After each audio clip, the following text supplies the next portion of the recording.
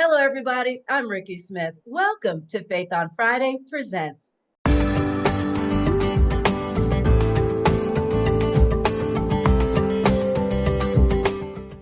At Faith on Friday Presents, we're all about highlighting inspiring people, engaging topics, and small businesses. And don't forget, while you're here, like, subscribe, and share this YouTube channel, as well as like our Facebook page and follow us on Instagram. Okay, everybody, have you thought about being a franchise owner or even a franchisee? Have you ever thought about how much is a franchise? Where do I find him? And who can I talk to help me? Because I'm sure it's a little more difficult doing it on your own. Well, today I'm going to introduce you to somebody who not only knows, but has done it and helps other people do it. Y'all, please say hello to Caryann Golliver. She is known as the Franchise Matchmaker. Hey, Caryann. Hey, happy to be here, Ricky. Thank you so much for saying yes and being here. This is going to be an interesting conversation. But before we get started, Caryann, tell us a little bit about yourself and where you're located. Yeah, so I'm in beautiful Colorado. The mountains are always calling and I must go. Yeah, so Colorado native, 52 years. I took 1 year and decided to live in Texas. Didn't really care for it, so returned back to Colorado. So, yeah. All of us in Texas right now are like, oh, how could you? Yeah. But we get it. Well, I need my dry air. I need my mountains. I need to be active in the summertime, and it's really hard to do that in the state of Texas with the Well, heat. yeah, we live on the sun, so it is what it Yes. is. Yeah, right. Well, it's so nice to have you here. And even though you are a former Texan, those Yes. of us on the continent of Texas, we will forgive you Thank once. you. That being said, so Caryann, you call yourself the franchise matchmaker. What exactly is that? Yeah, so it's a little fun take on a matchmaker for life or a matchmaker for a blind date.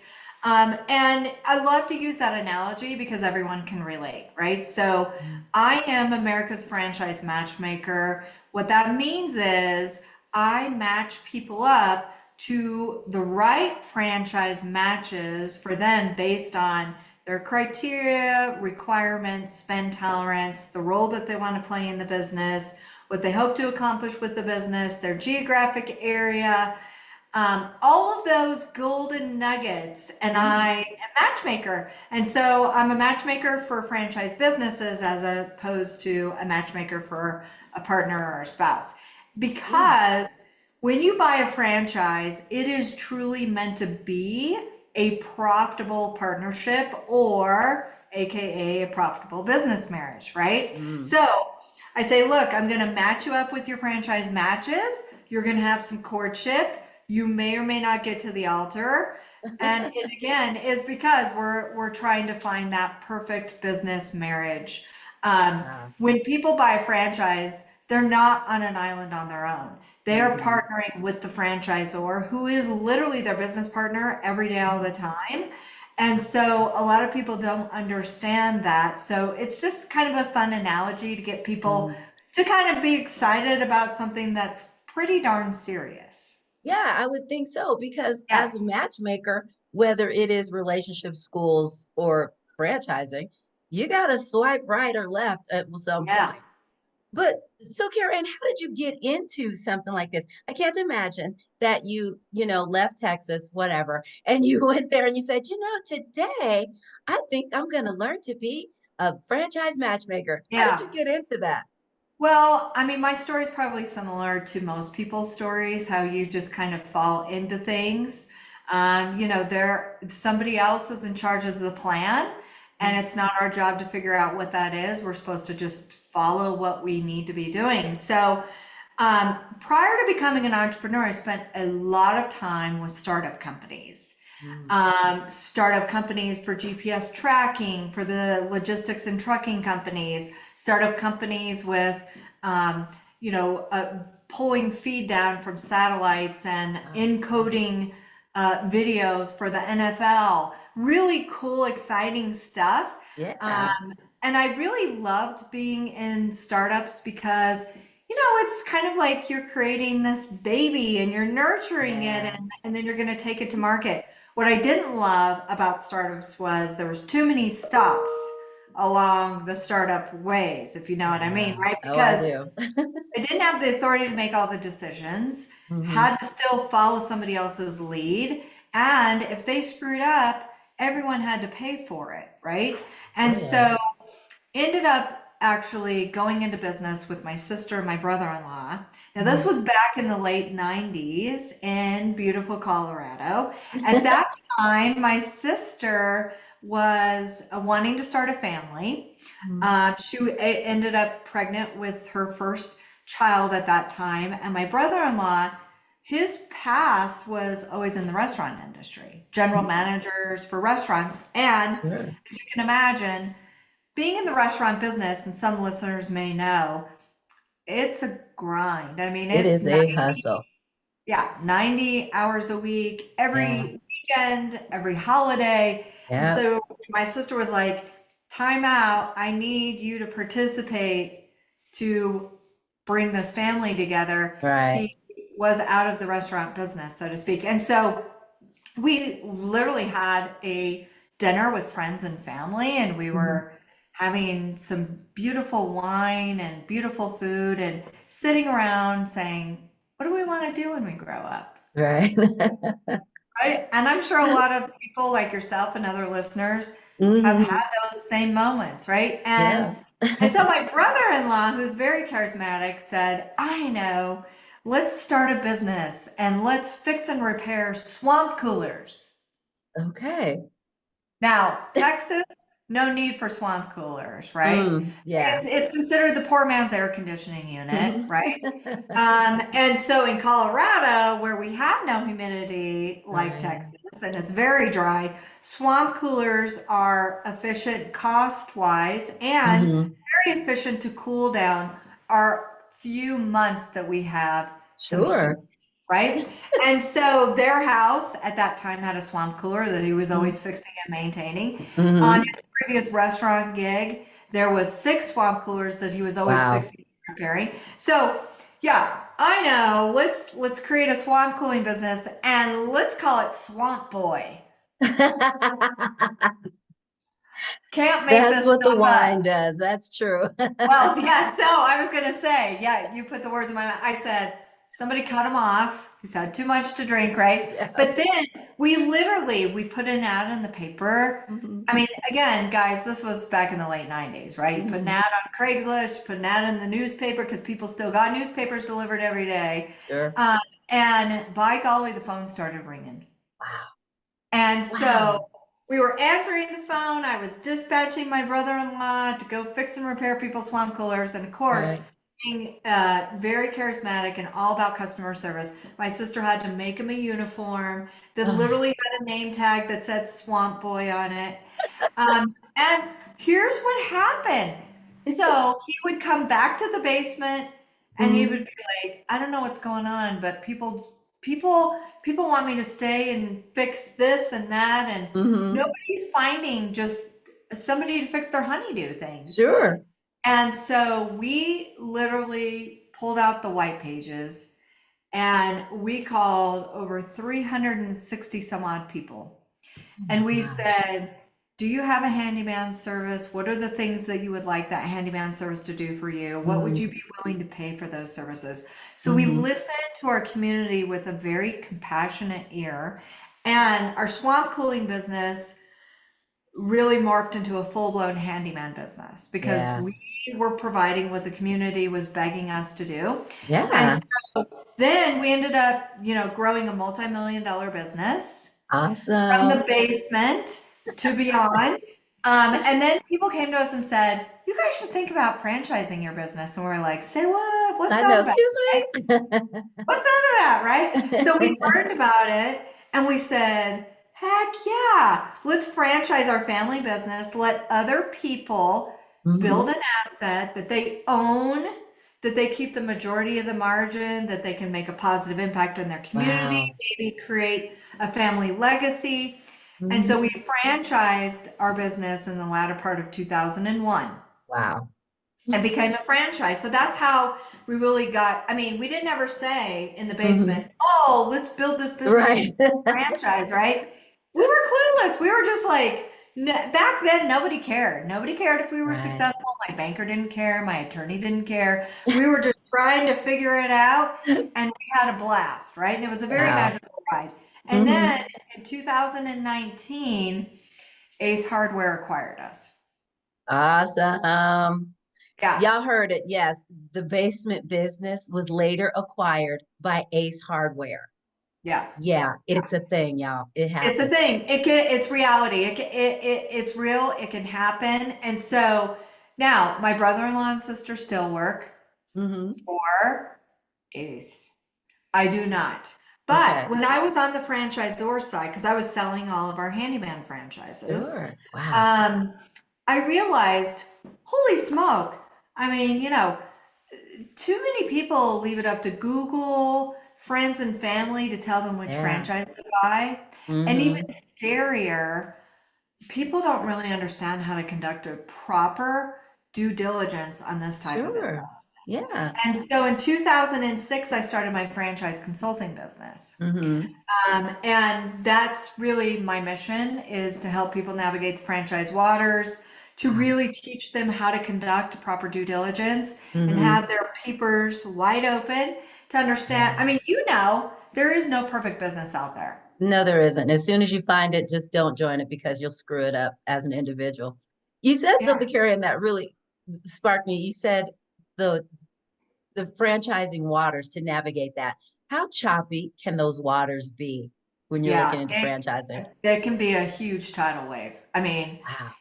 here's the thing. So today in the US, there's over 4,000 different franchises, and My they are not all goodness. created equal. There's some Yeah. amazing opportunities, and there is a lot of crap. And so I really pride myself in working with the best of the best, the fastest growing, but most successful franchise organizations. I have an Hmm. entire team that does nothing but make sure that these are solid opportunities before they're even allowed in our inventory, Hmm. because it's our reputation on the line, right? Yeah, that's They have to true. have phenomenal support, phenomenal tools to help these people execute their proven model in their desired Mhm. geographic area. Yeah. And again, help them grow and be successful. So we look at Wow. close ratios, we look at failures, we look and see if there's lawsuits. I mean, there's a Hmm. lot that goes into it. Um, Yeah. and so, you could literally waste months just Hmm. surfing on the internet and trying to figure out what the best franchise is to buy and get Hmm. nowhere. I know. You and I had talked earlier, and one of the things that struck me about all of the information you have, your wealth of knowledge, your experience, your team, your willingness to help people navigate these choppy waters. And I'm going to let you tell them, oh my gosh, Caryann, how much does it cost to work with you? Yeah, it costs nothing. I'm sorry, what did you just say? It's free, FREE. Can't get better than that, right? But here's why. Right. Because the franchisors, because of my reputation and Mhm. success in franchising, they love to use me as a recruiter. So think of me Yeah, as a franchisor headhunter, I right? like We're that. going to find the right people that have the right skill sets in their Hmm. DNA to execute their proven model successfully, that Hmm. can afford their model in the areas that they're looking to develop. So that Right. means it's a big win for the franchisor because now their franchise Sure. team, their sales team is only speaking to qualified candidates to help them Right. grow their franchise and become stronger instead Hmm. of every Tom, Dick, and Harry that's like, hey, that sounds really cool. Let I me want learn to do about it. Yeah, Right. that's When they may not be able to afford it or anything. And it's a win for the franchise seeker because, again, it's overwhelming, it's hmm. frustrating, you don't even know where to go. And so Yeah. we do all the heavy lifting and we do Hmm. that. And then we guide you on this self discovery journey, if Oh you my will. gosh. So, Caryn, the people that come to you and says, Caryn, I really want to become a franchisee. I have no idea what I want to do, but here's my budget. Can you help me? What do you do with those people? Yeah, well, I say, anything is impossible. Just use your imagination. Oh, And it's all about timing. It's all hmm. about timing. So, what we do is I spend a lot of upfront time learning from these people. You know, I mean, obviously, we have a very efficient process. Starts with a questionnaire that's super simple. They have all the Hmm. answers because it's all about them, right? Sure. And then we meet on Zoom and we talk about, we're very laser focused and we have a self discovery session. We talk Mhm. about what are your goals? What is your why? Where are you sitting financially? Where are you sitting skill set wise? Is this even a right time for you to be looking at a franchise? Ah, Um, and then we kind of mold that into a model, if you will, that's going to be mhm. the perfect matches for them, right? So the characteristics that they want out of a business. Maybe they want a business that has reoccurring revenue versus transactional sales. Maybe they really want to provide a positive impact in their community and make a big difference with the youth. That would be Mhm. really important for me to know because there's lots of franchises where you can do that. Huh. And so then we take all of that, and that's about a 2 hour meeting. Mhm. And then we're able to build their individual franchise model and then find the franchises that are going to deliver the majority of what they're looking for and as little of Sure. what they want. Because it should never Mhm. be a one and done scenario. Like if somebody goes, "Oh, Really? this is the one, this is the perfect." No, remember we're dating. You're on blind Yeah. dates, right? Oh, we're dating, Yeah, y'all. I like that. So, yeah. looking at that dating scenario, when I think of franchising, I think of food. Okay, so I fine, I know. like food. But Yes. there are more franchises out there than just food. So I can swipe left on food. But if I wanted to swipe right on something outside of my comfort zone, what kind of franchises are out there? And I know there are a myriad of them, but Yeah, give us yeah. some that are not food. Yeah, that's great topic because people need to realize there's a lot more to franchising than French fries. I mean, honestly, like it's so hard for me to get excited about food unless I'm hungry because when you look at it as a business, the margins are pathetically low. It's brutal business. It's super Mhm. expensive. You're dealing with perishable inventory. Look what happened during COVID. Do you want Yeah. chaos with Hmm. staff? No, right? I mean, if Right. so, I mean, as a homeowner, just think about all the things you could have done in your home, on the property of your home, right? On the Mhm. premises of your home. So, service-based businesses saw a huge trajectory growth during COVID Mhm. because they could provide, contactless quotes to the customers. Yeah. And where were we all during COVID? We were stuck in our homes, In front of a staring at the computer. same four walls, going, time for a kitchen remodel. It's Yeah. time for new paint. It's time for a swimming pool to be installed, Yeah. right? So Oh, those wow. businesses had record banner years during COVID. Hmm. So, I mean, it could be child enrichment franchise businesses. It could be, I mean, yeah, you could buy a milkshake factory franchise if you really wanted to, but I Okay. mean, it brings happiness to your community, right? Yeah. And who's going to pass up chocolate, right? I mean, ice cream. But, if you're in a colder climate, you may be like, I don't know, that's too seasonal for me, right? I Right. want something that's a blue chip safety net business. Well, let me just tell you, a barber shop is pretty safe business Would because, not have thought of that right, ever. but unless something goes totally cuckoo on this planet, hair grows Right. everywhere. It grows on our face and it grows on our head and it grows on Right. our body, right? Mhm. And, so those businesses, the customers are coming in once a month. Maybe Yeah. they're getting a hot shave. Maybe they're getting a scalp massage. Maybe they're getting a trim. Maybe they're getting, just a regular haircut, two on the Oh my sides, gosh. four on top, right? Right. It's reoccurring revenue. So those are safety net. And by the way, Like that. contrary to what most people believe, you do not have to have any industry experience in whatever franchise you buy, which is so Okay. cool. Let's say Hmm. you're in software sales for the last 15 years and you're like, put a fork in me. I am so done. I'm Right. burnt out. I want a new challenge. I Mhm. want to do something different. I want to reinvent myself. You can go into any industry without any industry experience. You could Wow. go into HVAC. You could go into landscaping. You could open Mhm. up a lash boutique. And you don't Which is have to, huge right now. Oh my gosh. huge, huge. You don't have to be an expert in lashes to be You're right. successful running a lash boutique franchise because you're Wow. not the worker bee. You're the Mhm. boss. You're the big cheese, Mhm. right? That is so huge. You know, I Yeah. read on a lot of stuff. A lot of stuff is out there about you, Caryann, by the way. One of the Mm, things that you said, and I love, I'm writing it down and posting it everywhere. Life is too short. Buy the shoes. yes. And don't Yes. skip on adventure. Is Yeah. franchising really that big of an adventure? Is it something that really can regular people become franchisers, or is it Absolutely. just I went to Yale, I am an MBA, international type 1 each, I have a stack of money that I don't know what to do with. Can Yeah. regular people do this?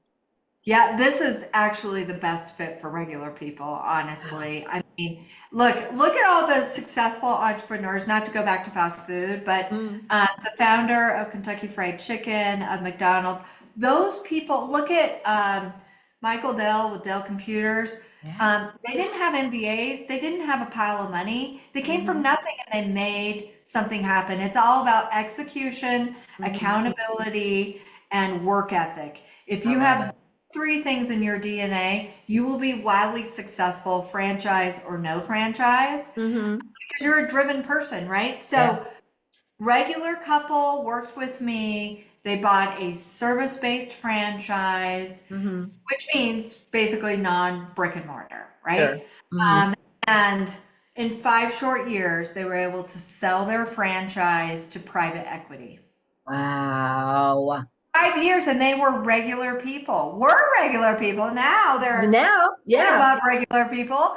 But I mean, just use your imagination. Yeah. Anything is possible as long Hmm. as you have work ethic, you have accountability, and you can execute the proven plan. I like that, the proven plan. Because one of the other things that I read about you is you pretty much said that because franchising can be part of your American dream because it is that safety net due to someone else's proven plan. All Somebody you else's have to vision. do is draw in the line.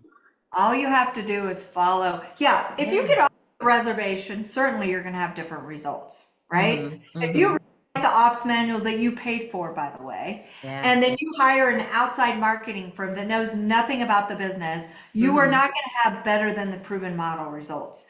But Nice. if you buy the model and you Hmm. say, I'm not a vision person, but I am an executor, and Hmm. it says, do this on this day, this is how much you do it, this is why you do it, and you do it, you are going to be wildly successful. There's I no doubt about it. That's crazy. So, Yeah. Karen, where do you find your franchisors? Do you walk up to businesses and go, "Hi, I love what you're doing here.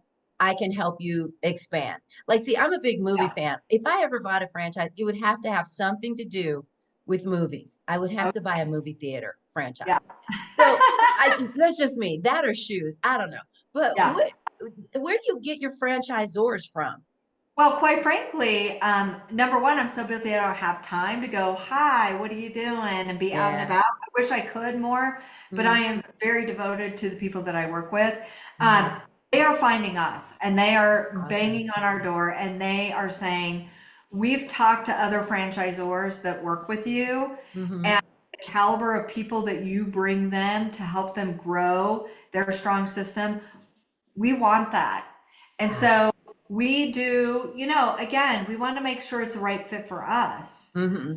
And That's true. so, but we have franchise companies knocking on our door, wanting in our Mhm. inventory every day, every Wow. month, Hmm. because we bring them people on a silver platter, and we spend a lot Wow. of time with our people and Hmm. really understand what makes them tick and what their passions are and their why. Again, going back to Yeah. the like, if you can't define your why, then you're Hmm. not going to go anywhere, right? You're going to be on a slow train to nowheresville because Yeah.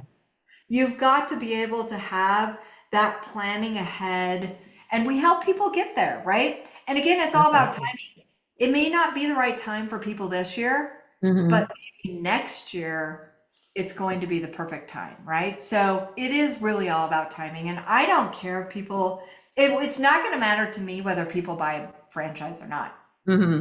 All I care Right. about is that they become educated prospective buyers so they That's can make good. the most intelligent decision Hmm. about their future. Because it's not my future. I Right. mean, I've got my own things going on, right? Sure. And so I'm really just their guide on this journey, but they're making all the decisions on this journey. So what you're doing is basically a public service. You Yeah. are actually educating people on this potentially Yeah. dynamic opportunity of franchising. Right. So, my gosh, I have 10,847 questions, but I'm not going to get to it all today. So let me ask you, Caryann, if somebody watching this today, franchisor or potential franchisee, said, I want to talk to her, where's the best place for them to find you? Yeah. So, I mean, they can go to Google, right? Mhm. And they can Google Franchise Logic. That's my company. They can go to franchise-logic.com. That's the little dash between franchise and logic. And they can grab 15 minutes on my calendar right there. They can hit the call button and call me Oh, off of wow. my website. They can send me an email. All my contact information is there. I have downloadable digital assets, all relating to franchising under my resources. I have case studies, I have testimonials. They could just pick up the phone and call me. I Mhm. mean, I've been in franchising for over 20 years. I welcome them to ask me a question I have not answered yet when Yeah, it comes to franchising. Yeah. that is so good. And y'all, if y'all forgot the one part, it's free. Free. It is free to talk to her. It is Yep. free to work with her. But don't Yeah. worry, if y'all did not get her contact information, everything is going to be in the description below. I promise you. And don't forget, subscribe to our YouTube channel, like our Facebook page, and follow us on Instagram. Caryann, my friend, before I let you go, we need to Yes. play a game. Oh, I love games. This game is super simple. It's all about you. The game is called What's Your Favorite? I'm going to ask you a series of questions and you just tell me what your favorite thing is. Are you ready Okay. to play this, my friend? I'm ready. All right, let's get started.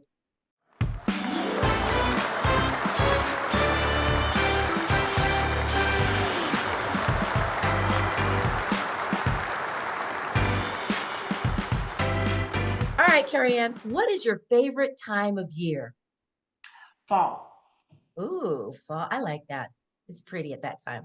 What Yeah. is your favorite genre of music? Country. Are you really? But you left Texas, so On for you. Yeah. I I just went to appreciate that. go see Jelly Roll and Morgan Wallen last week. Look at you. I like it a lot. What is your favorite food? My favorite food is Thai. Really? Do you know I've never had Thai food? Oh, girl, if you like spicy, And I do. all right, go and ask for Thai hot and you'll be sweating. On fire. I like it. And keep in mind, see, on the continent of Texas, I live in El Paso. So we Mm, have dry, hot weather. And we yes. are the home of hot chili that burns your lips but keeps you coming back for more. So I like that. Nice. Yeah. During the Olympics, what's your favorite Olympic sport?